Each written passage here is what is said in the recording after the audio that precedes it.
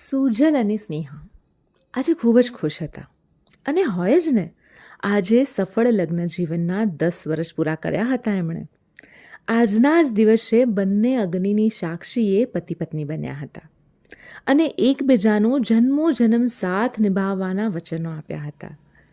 બંનેના લવ કમ arrange marriage.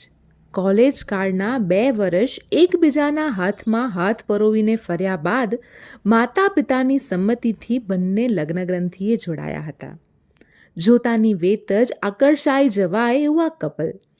એકબીજા પ્રત્યેનો પ્રેમ તો હંમેશા છલકાતો જ હોય. એમના પ્રેમરૂપી બાગનું ફૂલ એટલે એમનો લાડકો વંશ. 8 વર્ષનો વંશ પણ આજે મમ્મી પપ્પાની એનિવર્સરી માટે ખૂબ જ ઉત્સાહિત હતો. સુજલ લગ્ન પછી સ્નેહાને લઈને બોમ્બે શિફ્ટ થઈ ગયો હતો. એની જોબ બોમ્બેમાં હતી એટલે બંને અહીંયા એક ફ્લેટમાં રહેતા. ફ્લેટના દરેક રહેવાસી સુજલ અને સ્નેહાના વખાણ કરતા થાકતા નહીં. સુજલ અને સ્નેહાના સુખી લગ્ન જીવનની ચર્ચા આખા ફ્લેટમાં થતી. ફ્લેટના તમામ પતિઓ સ્નેહાને જોઈ એમની પત્નીઓને મહેણા ટોણા મારતા અને બધી પત્નીઓ સુજલ જેવા પતિને પામવા બદલ સ્નેહાની ઈર્ષા કરતી. સ્નેહા અને સુજલ પણ એમનો પ્રેમ જાહેરમાં બતાવવાનો એક મોકો નહોતા છોડતા. પછી કોઈ તહેવાર હોય, કોઈ પાર્ટી હોય કે પછી બીજું કોઈ ફંક્શન, એમનો પ્રેમ હંમેશા ઉભરાઈ આવતો. આજનો દિવસ તો બંને માટે ખૂબ ખાસ હતો એટલે સવારે થોડી ઘણી શોપિંગ કરી બહાર લંચ લઈ બંને મૂવી જોવા નીકળી પડ્યા. સાંજે ઘરે આવ્યા. સાંજે ઘરે એમને એમના ખાસ મિત્ર પૂજા અને પ્રથમને ડિનર માટે આમંત્રણ આપ્યું હતું. બંને કપલ એકબીજાની ઘણી ક્લોઝ હતા એટલે સુજલ અને સ્નેહાએ એમની ખુશીમાં પ્રથમ અને પૂજાને સામેલ કર્યા હતા. 7 વાગ્યાની આસપાસ પ્રથમ અને પૂજા એમની દીકરી સૃષ્ટિ સાથે આવ્યા. પ્રથમ, પૂજા, સ્નેહા અને સુજલ એકબીજાને મળીને ખૂબ જ ખુશ હતા. તો વંશ અને સૃષ્ટિ પણ એકબીજાને જોઈને ખુશ થઈ ગયા. બંને એક જ સ્કૂલમાં ભણતા એટલે સારી એવી ઓળખાણ હતી. થોડીવાર વાતચીત કરી અને બધાએ ડિનર કર્યું. ડિનર ટેબલ પર ઊભા થઈ બધા વાતોએ વળગ્યા. વંશ અને સૃષ્ટિ મોટાઓની વાતોમાં બોર થતા હતા એટલે વંશ બોલ્યો, ડેડી, હું અને સૃષ્ટિ બીજા રૂમમાં રમીએ છીએ. હા.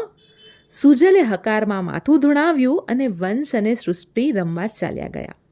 બીજી બાજુ બંને કપલ એકબીજાના જીવનની વાતો કરી રહ્યા હતા. ઘણો બધો સમય પસાર થઈ ગયો. અચાનક સુજલને વંશ અને સૃષ્ટિની રમતને ચોરી છુપી જોવાની ઈચ્છા થઈ. એને સ્નેહા, પૂજા અને પ્રથમને પણ વાત કરી. બધા એ આશાએ તૈયાર થયા કે વંશ અને સૃષ્ટિની રમતમાં એમને એમનું બાળપણ યાદ આવી જશે. બધા છાના પગલે વંશ અને સૃષ્ટિ જ્યાં રમતા હતા ત્યાં પહોંચી ગયા. વંશ અને સૃષ્ટિ ઘર ઘર રમતા હતા એવું એમના હાવભાવ પરથી જણાતું હતું. વંશ જાણે ઓફિસ જઈને આવ્યો હોય એવી એક્ટિંગ કરી રહ્યો હતો, જ્યારે સૃષ્ટિ જમવાનું પીરસવાની એક્ટિંગ કરી રહી હતી. બંને કપલ આ જોઈ મનોમન હસી રહ્યા હતા. એમને ખબર હતી કે એમના બાળકો એમનું જ અનુકરણ કરી રહ્યા છે. પણ આ શું? અચાનક વંશે જમવાની થાળી ફેંકી દીધી અને બોલી ઉઠ્યો, સૃષ્ટિ, તારામાં અક્કલ જેવું છે કે નહીં? કેટલું મીઠું નાખ્યું છે શાકમાં? સામે સૃષ્ટિએ પણ જવાબ આપ્યો, હા, અક્કલ નહોતી ને એટલે જ તને પરણી. એક તો ભૂલ કરવાની ને સામે જવાબ આપવાના. એટલું બોલીને વંશે સૃષ્ટિ પર હાથ ઉપાડ્યો. સૃષ્ટિ ગુસ્સે થઈ ગઈ અને ગુસ્સામાં વંશને જેમ તેમ બોલવા લાગી. વંશ અને સૃષ્ટિની રમતે બંને કપલને ગંભીર કરી દીધા. પરિસ્થિતિને નજાકત સમજી પૂજા અને પ્રથમ સૃષ્ટિને લઈને વિદાય થયા. સ્નેહાએ વંશને કપડાં બદલીને સૂઈ જવાનું કહ્યું અને વંશ એના રૂમમાં ચાલ્યો ગયો. વાતાવરણ એકદમ શાંત. સ્નેહા અને સુજલ એકબીજાની સામે જોઈ રહ્યા. દીકરાના આવા અનુકરણથી સ્નેહા અને સુજલને પોતાના સફળ લગ્ન જીવન પર પ્રશ્ન થવા લાગ્યા. દુનિયાની નજરમાં સફળ દંપતી એમના દીકરાની નજરમાં સફળ માતા પિતા બનવામાં નિષ્ફળ થયા છે એનો સ્નેહા અને સુજલને પારાવાર અફસોસ થઈ રહ્યો હતો. પણ હવે આ અફસોસનો કંઈ મતલબ ખરો? કમેન્ટમાં ચોક્કસ જણાવજો.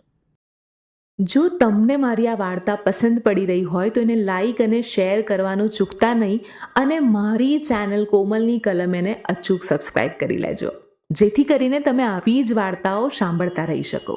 Thank you.